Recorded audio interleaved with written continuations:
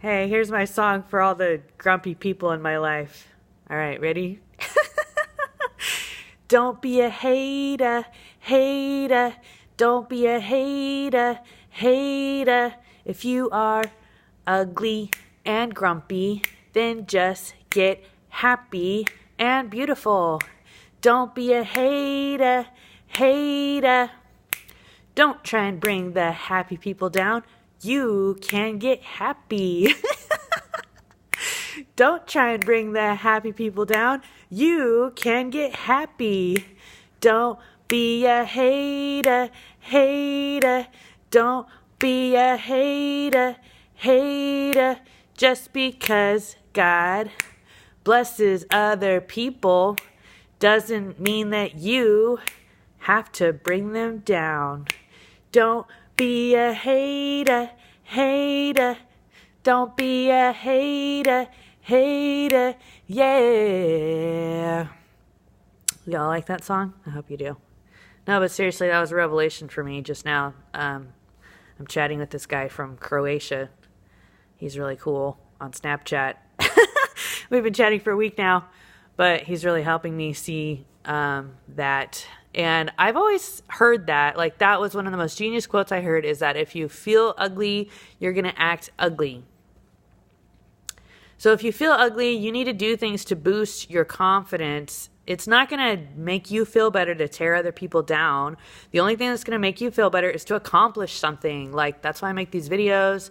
Or if you're out of shape, go on a walk, try some rollerblading, play basketball, like, boost your ego some way, you know, like, it's the insecure people that want to tear other people down. But when you tear other people down, it's not going to build you up. You're just going to feel more and more worse, like bad about yourself. You're going to feel more and more like crap, and you're going to regret doing that. And then you're not going to be able to sleep at night because you're going to feel bad that you were trying to tear this other person down and gossip about them and tear them down behind their back. And then you just get more and more ugly, you know, like your heart just gets more and more black. That's not the solution. Like, maybe Satan's telling you that's the solution, but it's not. Don't be a hater, hater. Don't be a hater, hater.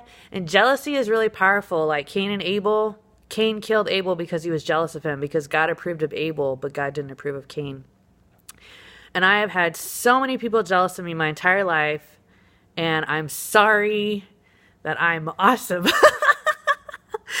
No, I don't mean to be egotistical, but God has given me a lot of talents. Like, I was just born being able to sing. You know, I'm not all that cocky about it, because it's not like I did anything to get that talent. Like, I just was born with a good voice, you know, but it's made a lot of people jealous of me. And then I was born just naturally being able to play basketball, and that kind of made people jealous of me. But I kind of self-sabotaged myself, and like, I was self-defeatist with my basketball skills because I was embarrassed to be talented, you know? And I was embarrassed about my intelligence in school. I was always one of the smartest kids, but I was so embarrassed about it because I didn't want people to hate me and be jealous of me. And then as an adult, you know, I used to like straighten my hair and put on makeup, you know, but I just kind of stopped doing that. But I just feel like it's easier to not like magnify your beauty too much, because you don't want to ignite the jealousy of the haters, you know? So it's kind of better to just be average. Like, I'm having fun with Snapchat, taking my picture with all these different little covers, but the real me is just like, whatever, you know, I don't care. But I guess I could still have people jealous of me just because I'm not like 300 pounds. Like, I've never been that overweight because I just don't eat much. Like, I just don't really care about food. Like, the only thing I eat every day is like, I don't know, oranges, a salad, like maybe some milk. I did have a pizza today. That was pretty good. But I just really don't eat much. Like, that's the secret, you know? So anyways, if any of you are wondering how I stay in relatively good shape, I just don't eat a whole lot. But like, for real, yo, like, instead of focusing on other people and trying to tear them down and being jealous of like their gifts and talents, just develop your own talents. Like, God gives everybody a gift, you know, or I mean, we hope that everybody gets a gift. Everybody does. And you just have to like find what that gift is. Like mine is for sure teaching. That's why I make my YouTube videos.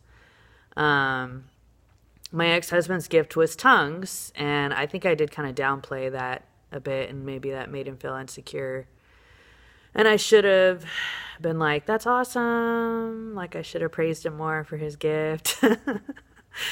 But anyways, the point is you got to build up your gift. Don't look around at other people, because if you do, you're going to look at people that are better off than you and you're going to feel really insecure, or you're going to look around at people that aren't as good as you and then you're going to get all prideful. But you need to avoid both of those pitfalls. You know, you don't need pride and you don't need insecurity. You need confidence. And the way you have confidence is just to focus on yourself and being a better person every day, you know? Like I've been rollerblading for a few months now, but really hardcore the last month. I go out every day. Now I'm going twice a day. And that's just my own self goal, you know, is to build up my own stamina and to be able to rollerblade longer and longer. And it's really good for me. I used to ride my bike around, but rollerblading's safer because, well, I fell off my bike like a year ago. It was really, really bad.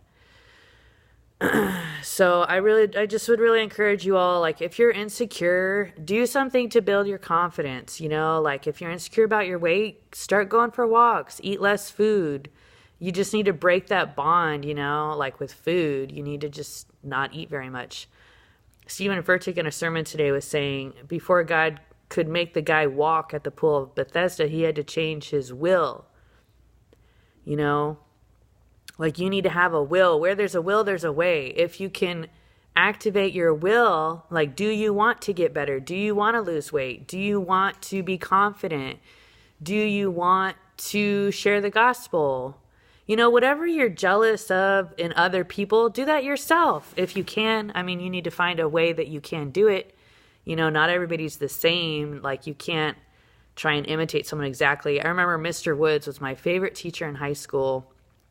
And I found him on AIM one time when we were chatting after I was out of high school. And I was like, you were so awesome. I was like, I want to be just like you and be a teacher just like you. And he's like, well, not everybody's the same. So, you know, which he had a good point, because I was hoping to teach high school English, but I'm going to start working at a preschool again, which that's been the main age group that I've always worked with, is like 4-year-olds. And I think that's my niche and my calling.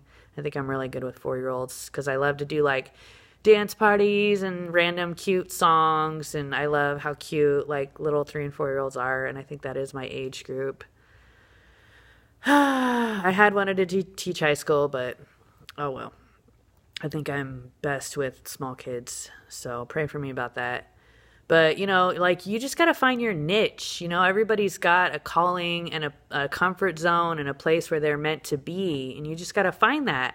Like the best-selling book of all time, I think still was The Purpose-Driven Life by Rick Warren. And I think it was because everyone's like, what is my purpose? I need to find my purpose. And you can. I know it's hard. I've always known that my purpose was to work with kids. I started working with kids when I was like 14. Now I'm 34. So like 20 years I've been working with kids. And I know that's my calling, and I know I'm good at it. And I've always known that.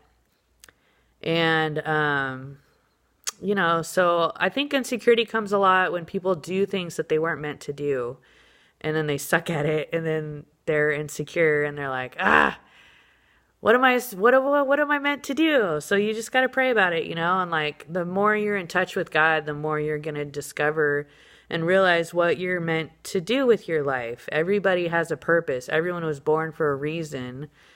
You know, that's what keeps us that's what keeps us going. That's what keeps us waking up every day and not turning to drugs. Hopefully you don't ever turn to drugs. You know, it's like you got to know what your purpose is. Why are you alive? Why did God wake you up every morning? Why has he not killed you yet? Because really, I mean, God has reasons to kill every single one of us for some of the stupid stuff we do.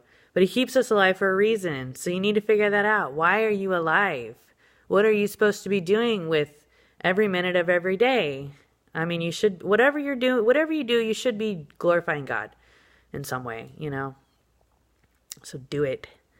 Like for me, I've been smoking recently, but even that, I feel like I can use that to glorify God because it loosens me up and it gives me more like bright ideas of things to post on Twitter. And I don't know, it just makes me more relaxed. So it's like, I don't know, like you just gotta, whatever you do, make sure you're using it to glorify God, like even if other people might be like, oh, that wouldn't glorify God. It's between you and God. Run your own race, fulfill your own calling, and just focus on yourself and don't look at people around you, because it's only going to make you either insecure or prideful, and you don't need either of those. So just focus on yourself. I pray this video bless you all. God loves you. Have a great day.